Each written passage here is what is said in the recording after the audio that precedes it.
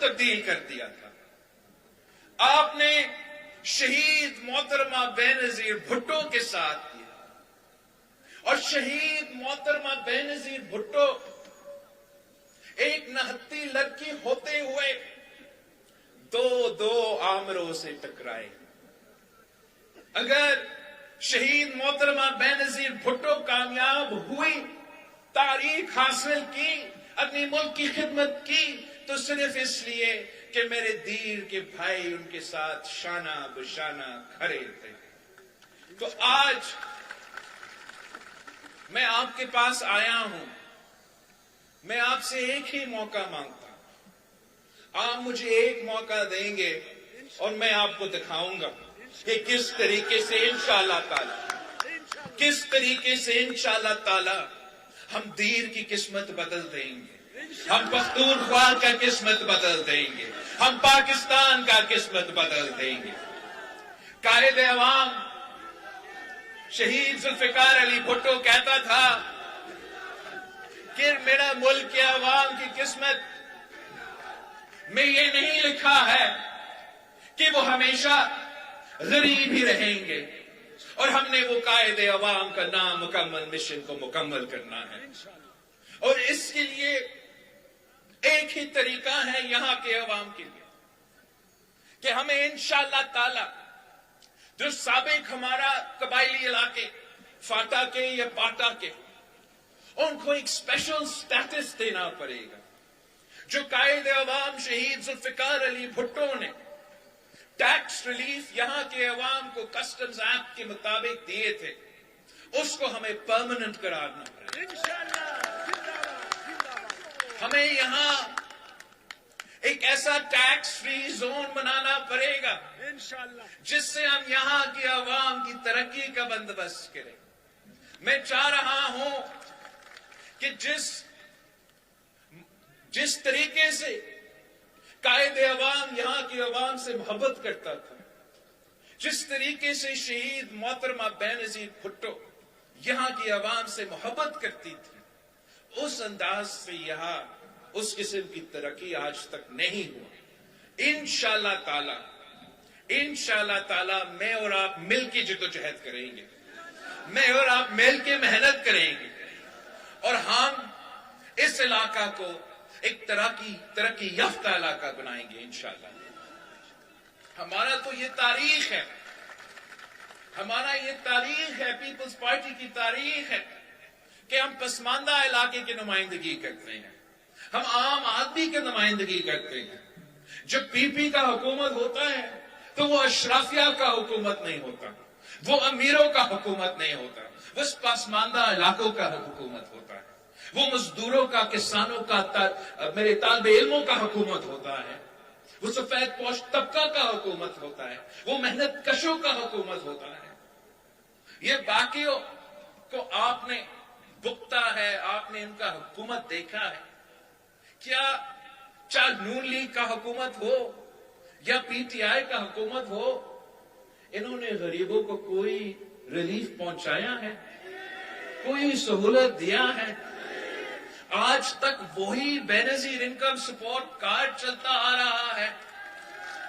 Benazir income support card ایک انقلابی programme ہے جس کے تحت اس ملک کے غریب ترین عورتوں کو ہم مالی مدد پہنچاتے ہیں، غربت کا بھی مقابلہ کرتے ہیں، ویمنز امپاورمنٹ بھی کرتے ہیں. اس کو ہم اضافہ تو لے کر آئیں گے، اس کو بڑھائیں گے، مگر یہ ناکافی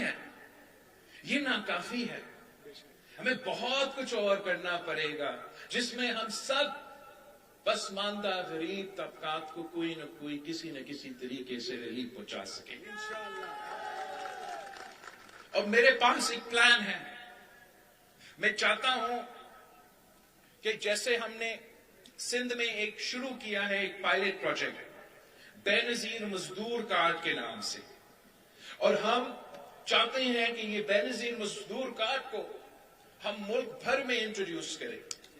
اور میں آپ کو سمجھانا چاہوں گا کہ یہ بینظیر مزدور کارڈ کا مقصد یہ ہے کہ ہم چاہتے ہیں کہ ہمارے بھائی جو دن رات محنت کر کے خون پسینہ کا محنت کرتے ہیں، کہ ان کے جو تمام گھر کے مسئلے ہوتے ہیں، چاہے وہ صحت کے حوالے سے بزرگوں کا صحت کا علاج کے مسئلہ ہو، بچوں کا تعلیم کا مسئلہ ہو، جو بھی مسئلہ، ہم ان کو ڈائریکٹلی اس مزدور کارڈ کے تھرو سپورٹ دیا جائے. اور یہ جو مزدور کارڈ ہے وہ نہ صرف ہمارا جو حکومت میں کام کرتے ہیں، نہ صرف وہ جو انڈسٹریز میں بزنس میں کام کرتے ہیں وہ مزدور، لیکن تمام مزدور، چاہے وہ کسی دکان پہ کام کرتے ہیں، چاہے وہ زراعی مزدور ہو، چاہے وہ سیلف امپلائڈ ہو، تمام مزدوروں کے لیے بینظیر مزدور کارڈ کے تھرو ہم ڈائریکٹلی حکومت کی طرف سے سوشل سیکیورٹی کا سپورٹ دلوائیں گے، تاکہ وہ تمام پریشانیاں ہمارا ذمہ داری ہو اور ان کا ایک ذمہ داری ہو کہ وہ محنت کرے، وہ اپنا مزدوری کرے، اپنا گھر کا خیال رکھے اور ملک کی معیشت میں اپنا کنٹریبیوشن کرے. یہ کام ہم نے شروع کیا ہے اور انشاءاللہ پورا پاکستان میں ہم یہ کریں گے. ساتھ ساتھ ہمارا کسان کارڈ ہوگا، جو کہ بڑے زمینداروں کے لیے نہیں، جو کہ بڑے زمینداروں کے لیے نہیں، چھوٹا کسان کے لیے ہوگا. اور اس کا پیچھے سوچ صرف اتنا ہوگا کہ پاکستان کی حکومت اربوں روپیہ سبسڈی میں خرچ کرتے ہیں، جس کا مقصد ہوتا ہے کہ ہمیں اپنے کسان کو سپورٹ کرنا ہے. فرٹیلائزر کمپنی کے پاس جاتا ہے اور ہمارا جو ہاری ہے، ہمارا جو کسان ہے، ان کو اس کا فائدہ نہیں ہوتا. تو ہمارا سوچ یہ ہے کہ اگر کسان کارڈ ہوگا تو ان بڑے فیکٹریز اور ملز اور فرٹیلائزر کمپنیز کو سبسڈیز ملنے کے بجائے میرے کسان کا جیب میں ہم ڈائریکٹلی یہ انشاءاللہ تعالی مدد پہنچائیں گے. ہم نے جو صدر زرداری نے تاریخ رقم کیا، 18ویں ترمیم بھی پاس کروایا، NFC ایوارڈ بھی دی، تاکہ صوبوں کو اپنا حق ملے، اپنا وسائل کا مالکی ملے. تو آپ نے سنا ہوگا کہ ہمارے جو دوسری جماعتیں ہیں ان کا ارادہ ہے کہ یہ 18ویں ترمیم کو ختم کریں. ان کا ارادہ ہے کہ یہ NFC کا فارمولا تبدیل کریں، اور جو آپ کا پیسہ ہے، جو دیر کا عوام کا پیسہ ہے، جو صحت پہ خرچ ہونا چاہیے، جو تعلیم پہ خرچ ہونا چاہیے، اس کو وہ اسلام آباد پہ لگانا چاہ رہے ہیں. تو اس کا کوئی خطرہ نہیں ہے، اس لیے وہ تو الیکشنز تو نہیں جیتیں گے، نہ ہی ان کو 2/3 اکثریت ملیں گے. مگر ہم انشاءاللہ تعالی الیکشن جیتیں گے، اور جیت کے جو ہے ہم صحیح معنوں میں جو 18ویں ترمیم ہے، جو NFC ایوارڈ ہے، اس پہ عمل درآمد کریں گے. اس لیے ہر کسی کو یہ نہیں معلوم، مگر ابھی تک پورا طریقے سے 18ویں ترمیم اور NFC ایوارڈ پہ عمل درآمد ہی نہیں ہوتا. آپ کا جو ہائر ایجوکیشن ہے وہ آج تک ڈیوالو نہیں ہوا ہے. آپ کا جو لیبر ہے، جو EOBI ہے، وہ آج تک ڈیوالو نہیں ہوا ہے. بہت سے ایسے وزارتیں ہیں جو اسلام آباد میں قائم ہیں، کام ادھر ہونا چاہیے، نہ وہ خود کام کرتے ہیں، نہ وہ کسی اور کو کام کرنے دیتے. سالانہ وہ 100 ارب روپیہ ان وزارتیں پہ خرچ ہوتے ہیں جو وفاق میں ہونا ہی نہیں چاہیے. تو میرا یہ آپ سے وعدہ ہے، پاکستان کے عوام سے وعدہ ہے کہ ہم 18ویں ترمیم پہ صحیح طریقے سے صحیح معنوں پہ عمل درآمد کریں گے. جو کہ 18ویں ترمیم کے تحت نہیں ہونے چاہیے ان کو بند کر دیں گے. ان کا بجٹ بھی بند کر روپیہ آپ پہ خرچ کریں گے، میرے دیر پہ عوام پہ خرچ کریں گے انشاءاللہ تعالی جو بھی آپ کا مطالبہ ہوگا. نجم الدین خان صاحب نے کہا کہ آپ کو 500 بیڈ کی ہاسپٹل کی ضرورت ہے. میں آپ سے وعدہ کرتا ہوں، آپ پیپلز پارٹی کو جتوائیں، बड़ी अक्सरियत से जितवाए तो मैं ना सिर्फ यहां एक 500 बेड का हॉस्पिटल और वो भी 6 महीने के अंदर ही अंदर बनाऊंगा। हर डिस्ट्रिक्ट में हॉस्पिटल कायम होगा और वो हॉस्पिटल आलमी स्टैंडर्ड्स का होगा।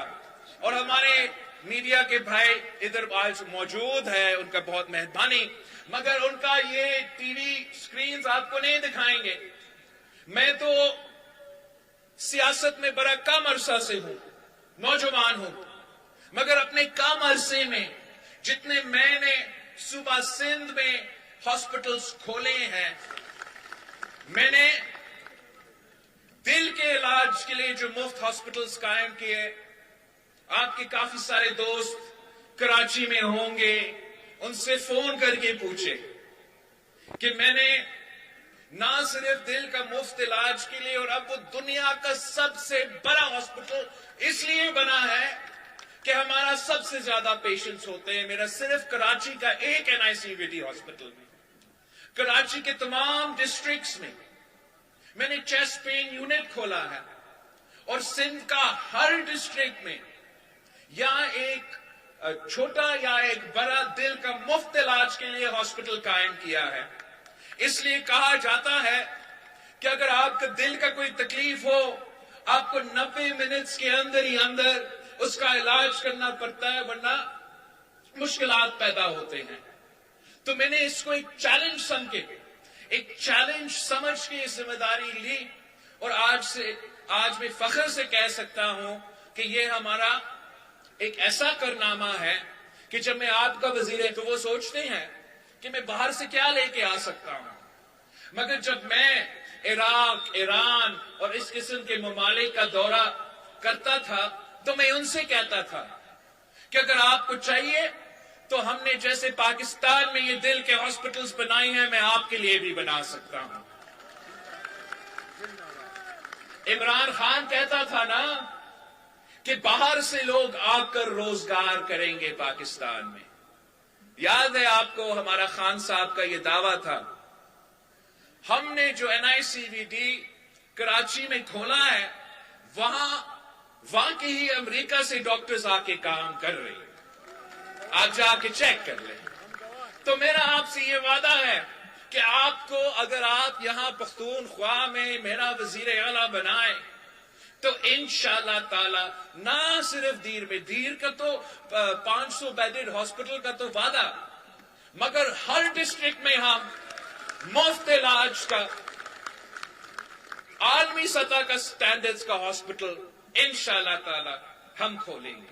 साथ साथ मेडिकल यूनिवर्सिटी होगा ताकि यहाँ के नौजवानों को हम डॉक्टर्स का, फार्मास्यूटिकल्स का, नर्स होने का वो ट्रेनिंग दिलवा सकेंगे। वो फिर इन्हीं हॉस्पिटल्स में भी काम कर सकेंगे या बाहर जाके काम कर सकेंगे। पाकिस्तान में बहुत कुछ करने का मौका है।